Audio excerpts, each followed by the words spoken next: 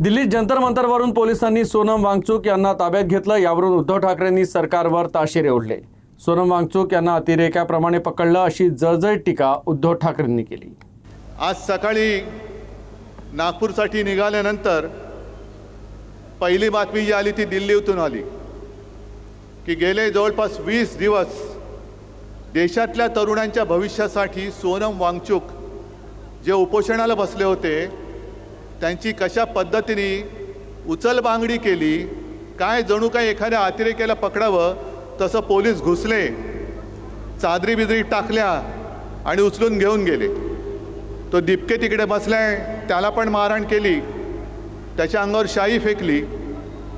आणि ज्या पद्धतीने सरकार वागतंय, मी प्रभू रामचंद्राला हेच विचारलं की श्रीरामा हे काय झाले?